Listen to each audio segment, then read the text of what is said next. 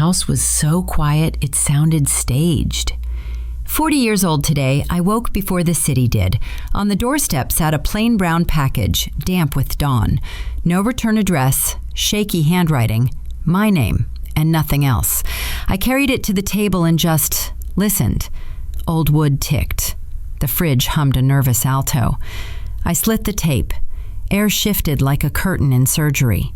Inside lay a newborn bracelet, yellowed to tea-stain white, letters still readable through age and handling. E-T-H-A-N.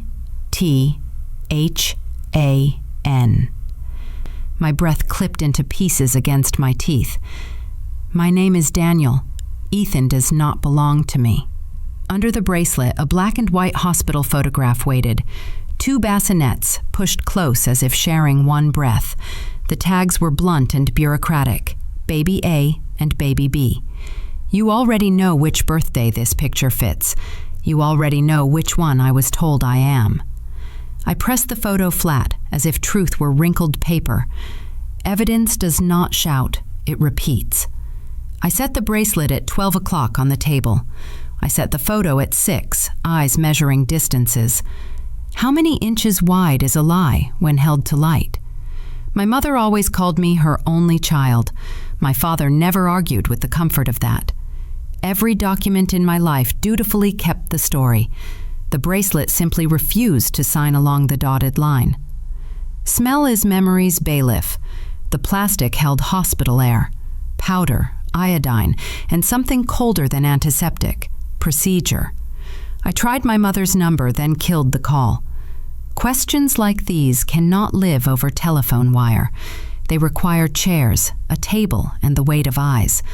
But the house wanted the first exchange here with me. It had been keeping this seat warm for years. Tick. The wall clock left marks I could not see. I laid my palm over Ethan and felt nothing change. Names are tools when stamped on plastic. They cut, too. If there were 2 bassinets, there could be 2 stories.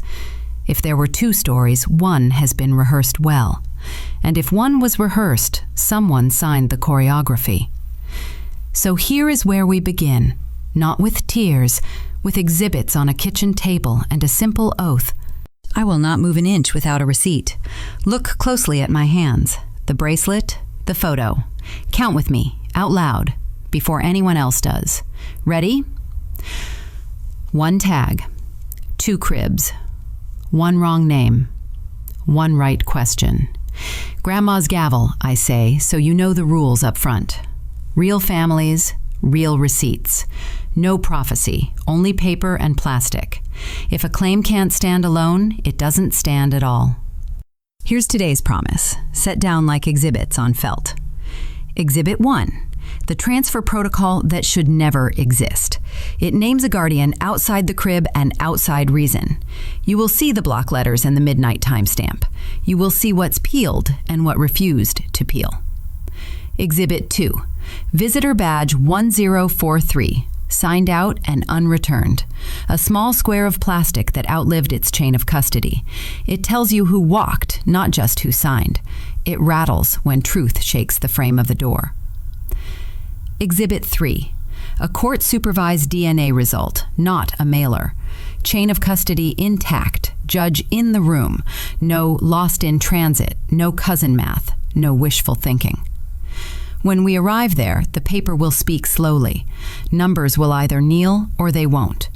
Between those anchors, we'll thread the smaller proofs. A registry margin note that points to a missing supplement. A ledger line that breathes authorized at midnight in pencil. A room marker, 7C, that should be storage, not a story. A photo that shows baby A and baby B side by side, and the newborn bracelet engraved with the wrong name. Understand my voice before we proceed another inch. I am not a prophet. I am a plaintiff with props. Names and details are altered. Evidence graphics are recreations, but the cadence is forensic, not theatrical. We go where paper points, not where drama begs. You'll hear my family's roles, but never as alibis. A mother who kept what she could safely keep. A father who signed for what no one should sign. A grandmother who weighs silence like a judge weighs proof. an other one who wears my face differently. These are positions on a board, not verdicts in disguise. If you care about evidence over rumor, stay for the receipts. Tap subscribe so this kind of hard proof finds you again. No more than that. The case deserves the rest of the time. Set your eyes where mine will go first. We'll start at the official place truth ought to live. The registry keeps the city's memory in tidy folders. I'll open mine and show you the page that isn't there. Basements speak in mildew and half-kept promises. I listened anyway. Mother's voice had gone careful, then quiet, then gone. I needed paper. So I drove to the old house and let myself in. The air remembered us, and also everything we'd refused to remember. The basement door stuck, like rooms do when truth presses back.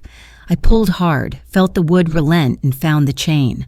One bulb flickered to life, yellow, patient, almost kind to liars.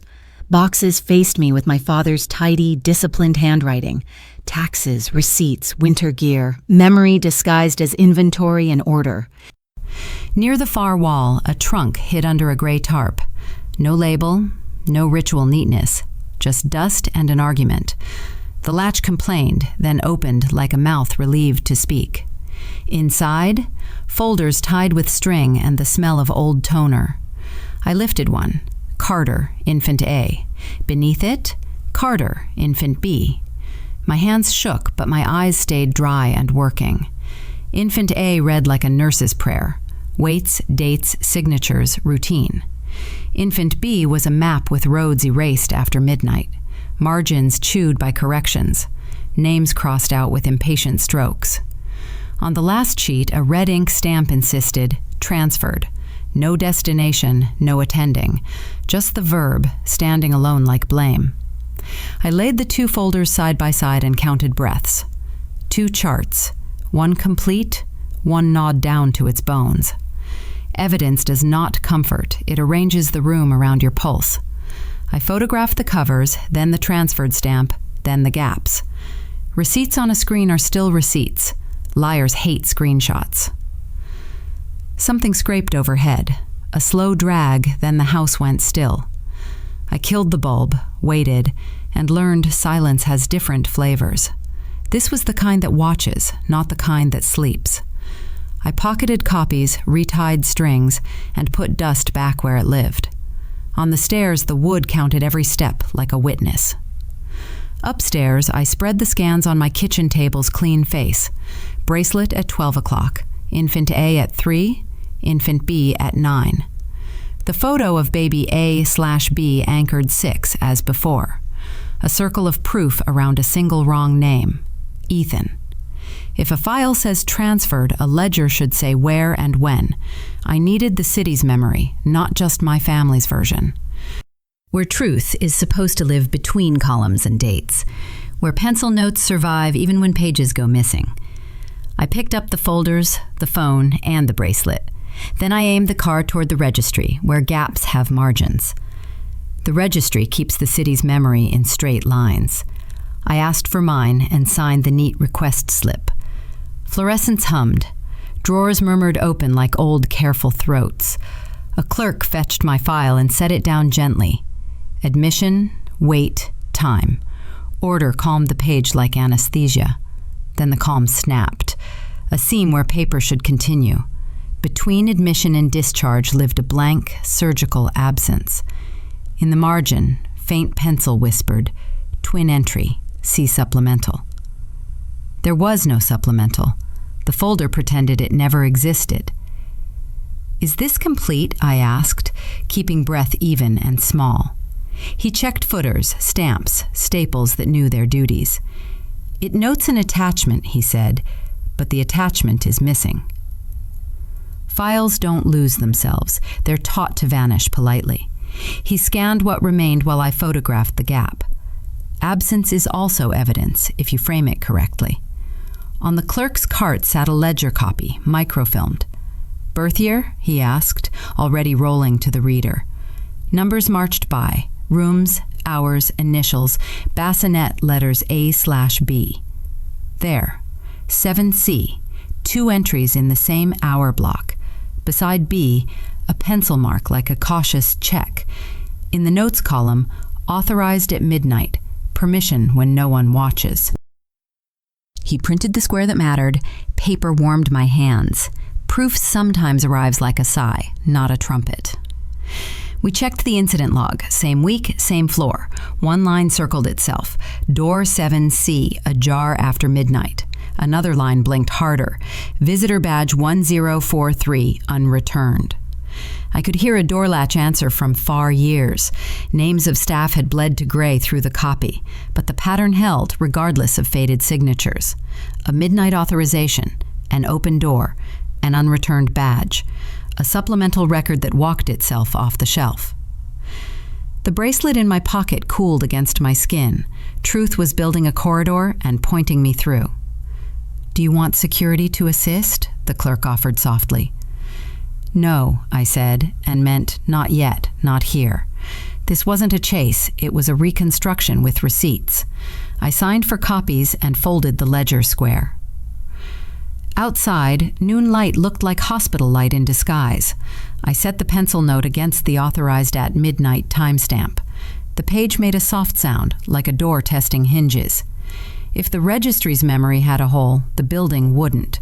Hospitals keep their ghosts labeled, even when rooms retire. Somewhere a plate still read 7C, stubborn as old plastic.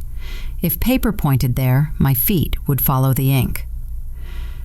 The pediatric wing changes fonts as you walk its years. Clean sans serif becomes fussy script near the dead end. Paint grows thicker where stories were told to be quiet. Then a stubborn plate appears, black letters pressed in plastic. 7C. I listen before touching metal. Hospitals remember with their hinges. Air on this side smells like toner and fresh lemon. Air on the other side remembers iodine and decisions. The handle won't turn, but the wall gives a hint. Baseboard right corner sits proud, a sliver not sitting flush. I pry gently. The strip folds open like a thin lid. Inside the niche, something waits where dust has learned manners. A visitor badge, yellowed to T, serial almost gone, 1043. I hold it up to corridor light so the number confesses. Behind the badge lies a waxed envelope, edges gone soft. I ease it free, feeling paper breathe under my fingers. Card laminate slides out, typed in tidy, ancient instructions. Neonatal transfer protocol, after hours. Confirm bassinet ID against bracelet A second line, someone tried to kill with ink. Switch nameplate if parent requests anonymity.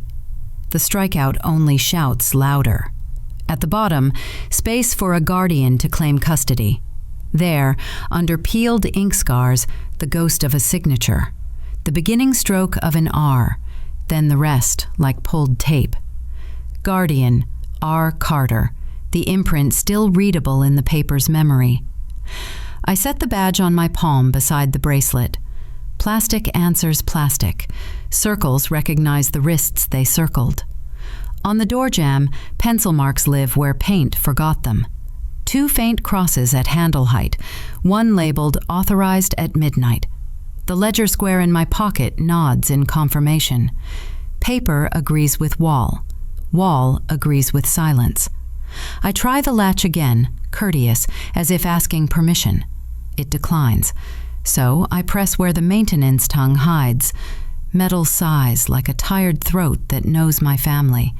The room exhales a colder century and lets me in, blinds half lowered. A sheet-draped bassinet shape becoming a cart. Cabinets with labels faded to numbers that regret themselves. Floor tile keeps a ring where a wheel waited too long. I place the bracelet at 12 o'clock on the cart's edge. Receipts belong where they can see each other clearly. A paper box on the far shelf slouches open. Inside, blown-up microfilm squares of the neonatal ledger. 7C appears twice in the same hour block, A then B. Beside B, a cautious pencil check no one erased. Next page, a signature block with the top layer missing. Tape lifted ink, but the pressure stayed pressed into pulp. That R again, beginning a name my mouth already knows. I pocket the badge, the protocol card, the ledger copy. The door clicks behind me with the old habit of secrets. Footsteps answer from the corridor like a memory turning back. If I'm careful, truth will leave prints I can defend. If I'm careless, truth will become a match, not a light. Either way, this room points to a single living signature. He opened the door with the quiet of a practiced liar. Not loud, not cruel, just the silence of someone who's already decided. We stood 3 feet apart, the distance families save for funerals. His eyes went first to my hands, not to my face. He was measuring what I'd brought, not who I'd become. I set the transfer card on the desk between us. Plastic sleeve, blue ink hour, paper that learned to keep secrets. At the bottom, the bruise of a lifted signature still visible. Guardian, R. Carter. Pressure marks pressed straight through the pulp. He didn't reach for it. He recognized his own weather. "Tell me why," I said, voice level and lawful. "Tell me what midnight needed that noon could not bear." He poured a drink he didn't want and didn't raise it. "The nurse was crying," he said. The doctor wouldn't sign. I signed. I chose the one I could keep. The sentence arrived like an ambulance with its siren turned off. I set a second receipt beside the first, the 7C ledger square. Pencil note. Authorized at midnight. Transfer column. A cautious check on B. Security log. Door 7C ajar. Visitor badge 1043 unreturned. Patterns that survive even when names are taught to vanish. He stared at the paper and at the door in the same breath. "There were pressures," he said, and the glass touched the desk. "Not threats, prices." A man with a pen, a room with rules. I slid his old key across the wood, teeth bright as a verdict. He flinched, then steadied, like a pilot seeing coastline after fog. "You went upstairs," he said. "You weren't supposed to go upstairs." "Was he marked?" I asked. "Is that why you traded names?" He closed his eyes the way people close drawers they overfilled. "He was marked," he said. "They said the mark meant trouble." "Trouble for whom?" I asked. "Him or the man with the pen?" "The mark meant they'd never stop coming," he answered finally. I placed the newborn bracelet at 12 o'clock between us. He didn't look at it. He looked at my wrist, remembering pressure. "Paper makes suns portable," I said. "Plastic makes them swappable. If you could do it again, would you sign slower?" He swallowed. "If I could, I would run." Comment. Was that protection or betrayal wearing courage? He reached for the card, stopped, then pushed it back to me. "Don't carry that alone," he said. "They like men who shake." "Who are they?" I asked, already hearing the hallway breathe. He didn't say a name. He never says the names that matter. "Ask the woman who brings tea," he said. "She always knew." The room shrank to the size of a Gavel's shadow. I gathered the card, the key, the bracelet, the hour. He held the door like a bailiff, not a father, not now. "Daniel," he said softly, "don't sign what you cannot unsign." I left before my answer learned how to break. Grandma keeps truth in the kitchen, beside the tea tins. "Sit," she says, and the kettle obeys like an old clerk. "Real families, real receipts," she adds, tapping the table twice. "Not prophecy, paper." Her eyes weigh me, then the bracelet. She doesn't hand me answers, she issues questions like subpoenas. If 2 bassinets share a plate, which name becomes law? Who writes in pencil when everyone else signs in ink? Whose tidy line turns midnight into permission? Her gavel is grammar. "Find A. Vale," she says. "Volunteer Nights, St. Bridget, 79. Ask in paper, not in pixels. Paper doesn't crash. Bring me a roster line, not a story. I pocket the bracelet, take her blessing, and go. Volunteer services smells like toner and borrowed sweaters. The clerk waves me toward a closet of patient coats. Behind them, a tin labeled MISC, a ledger with red spine. Pages whisper history, names, badge outs, little angers in small print. There, A. Vale, repeating like a careful footstep after curfew. Beside one entry, a pencil note the copier never loved. 1043 unreturned. Night audit. My pulse answers with policy. On screen, roster square, A. Vale, 1043, margin. Receipts do not shout. They agree across rooms and years. Security log said 1043 stayed out. Vale's notes say the same. 2 witnesses, 1 plastic. Our badge becomes a chorus. Deeper in the closet lurks what paper hides for courage. An envelope of Polaroids labeled practice in a nurse's hand. A hallway, a propped door, a palm holding a nameplate. Flash glare tries to erase letters. Mirror returns what it can. A/.. not A or B.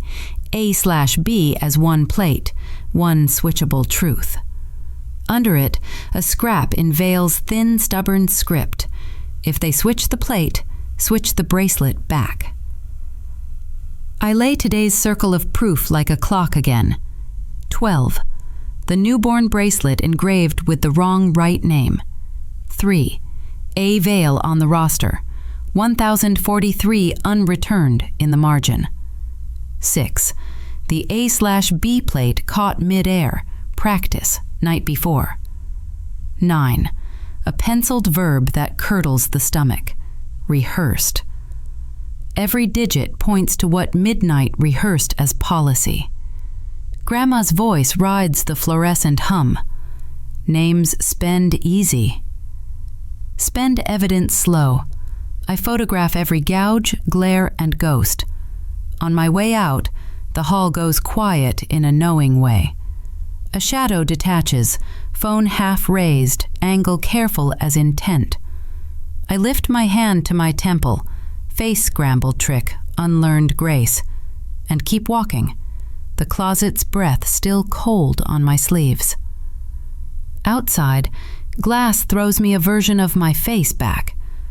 Only this one watches me first, then chooses to be seen. He holds my stare like a mirror that learned to breathe, and leaves a table napkin waiting where I will sit. The cafe's bell sounded like a small lie told politely. Rain slid off my coat, pooled around my shoes, waited. He sat near the window, posture casual, eyes already measuring. Not hostile, not kind.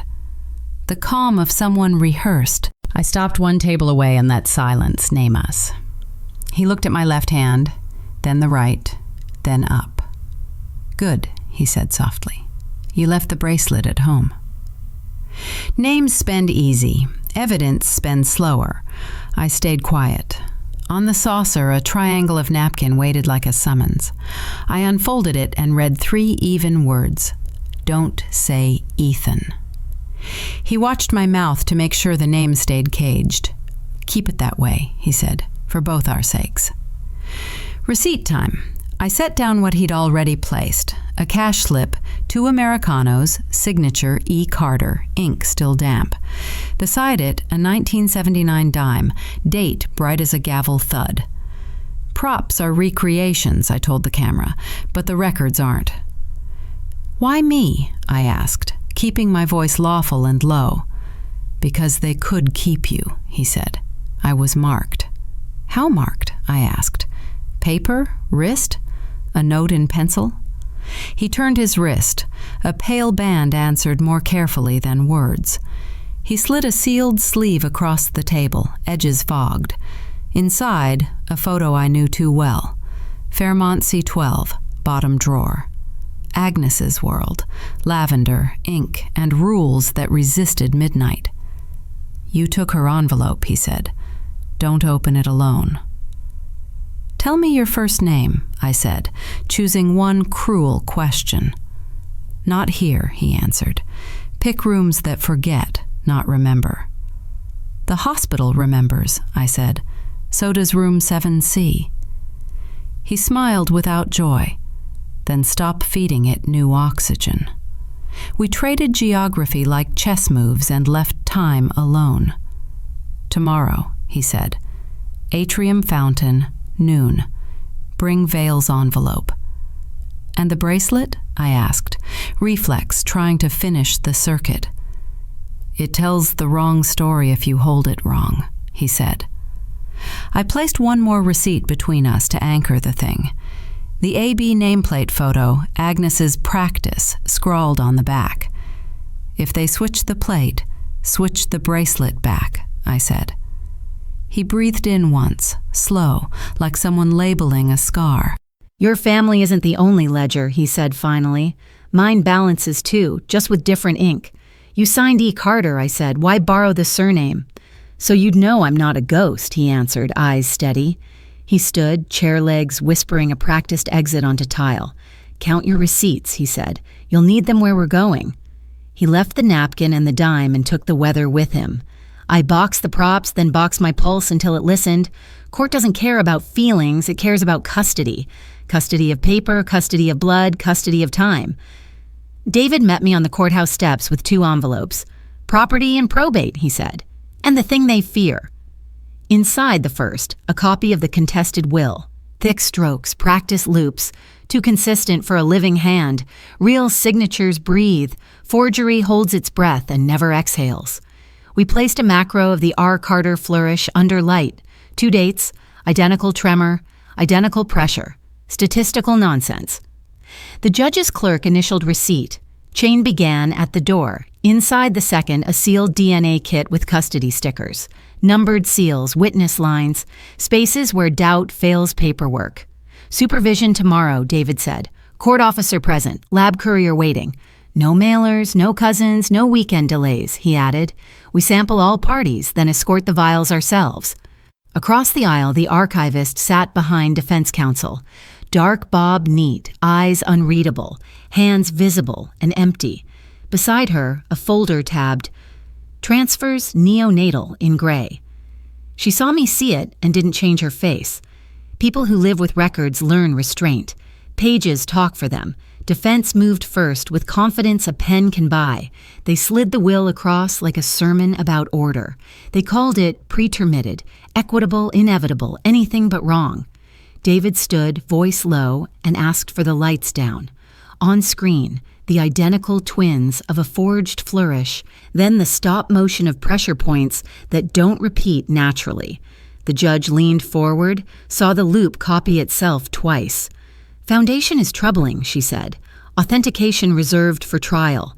Next receipt, chain of custody worksheet, triplicate, carbon ghost intact, officer badge number pre-filled, courier line blank, timestamp open. The room settled into procedure, which is fear with a calendar. Defense asked about contamination. David answered with logistics. 2 kits, 2 officers, 1 sealed lockbox, numbered, all swabs observed, all seals signed, all transfers witnessed. The clerk read it back like a metronome counting breath. A recess. Hallway air cold as a lab bench. He waited by the window, careful to be public. No name, no nod, just the mirror that learned restraint. Tomorrow, he said softly, let the room decide its story. I answered with what paper understands. Under supervision. He nodded. Back in, the judge set the schedule like a Gavel heartbeat. Sampling at 10, courier at 10:08, lab at 10:30, results filed under seal pending hearing, she finished. The words stacked bricks under our feet. The floor held. David slid the court-ordered DNA cover sheet into evidence. Receipts don't predict outcomes. They prevent easy lies later. I left the building with sunlight shaped like steps. Tomorrow would be sterile, numbered, and kind to truth. Tonight, I'd guard the envelope that still hadn't opened. The lab doesn't do drama, it does numbers. We stood while the clerk unsealed the courier lockbox. Triplicate forms, tamper seals, initials. Fear with a calendar. The judge nodded once. Read it. The room forgot to breathe. Profile A, the clerk began. Daniel Carter. A second page. Profile B, he said. The claimant styling himself Ethan Carter. Then the Gavel heartbeat we'd been bracing to hear. Conclusion. No biological relationship within tested kinship range. Silence. Then the sound of paper meaning more than blood. On screen, DNA result header, control bands, lab stamp. Underlined, not consistent with full sibling relationship. Chain of custody intact. Courier times match the court clock. Numbers don't take sides. They take positions you can't negotiate. Defense blinked first, then reached for older tricks.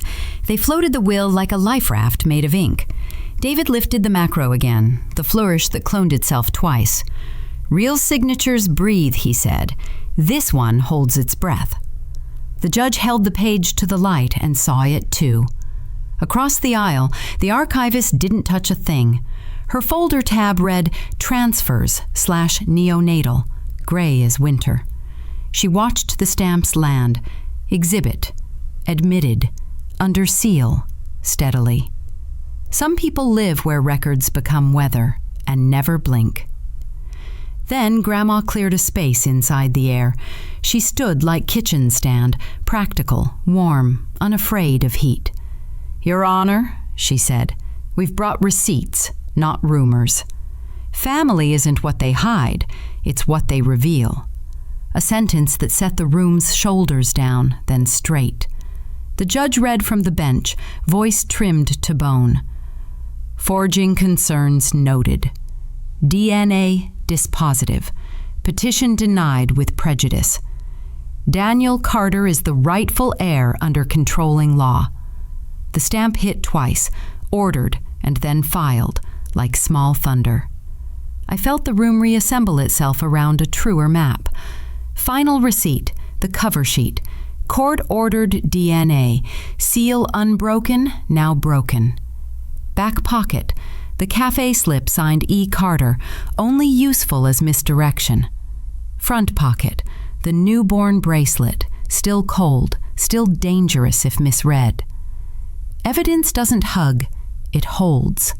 It held when we needed it. Outside, my father found a sentence that could stand. "I chose the one I could keep," he said again, quieter. "I was wrong about what keeping meant." He handed me his old key like a small apology that opens nothing. At home, Grandma set the bracelet on a saucer. "We don't burn truth," she said. "We label it and shelve it." Then she tapped the table twice, gavel enough for our house. "Spend names slow. Spend receipts slower.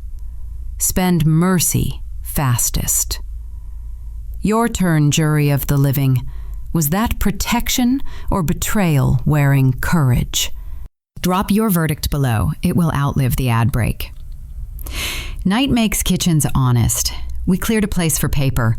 Grandma set the saucer down and nodded at the envelope. "Name spanned easy," she said. "Open slow, read slower." I broke the seal with a thumbnail that knew better. Inside, 2 items, both small enough to hide a decade. First, a volunteer return slip for badge 1043 never processed. A blank signature line weighted like a chair no one used. Second, a hospital prayer card edged in lavender and graphite. On the back, 1 line in Agnes Vale's thin, steady hand. "If the plate is switched, return the bracelet that belongs." Below it, a penciled star, then a single soft first name. I did not say it. Rooms remember spoken names too well. On screen, archive return, badge 1043, today's date, clerk initials. We walked it back ourselves and signed where others didn't. Paper went where paper belongs. Doors felt lighter for it. At home, the bracelet lived where Grandma chose, on china. "We don't burn truth," she said. "We label it and shelve it." She wrote 1 card in a careful courthouse hand. Evidence. Bracelet. Under that, not Daniel's, not claimed, do not display. Father stood in the doorway holding his old key. "I thought keeping meant hiding," he said. I was wrong. He left the key on wood. It opened nothing important now. I filed the prayer card beside the ledger square. Not to build a shrine, only to finish the chain. Evidence doesn't hug, it holds. Tonight, it held gently. Grandma tapped twice, gavel enough for a single house. Spend names slow, she said. Spend receipts slower. Spend mercy fastest. We turned out the light and let the room forget the name. The saucer kept watching, and the bracelet kept its silence.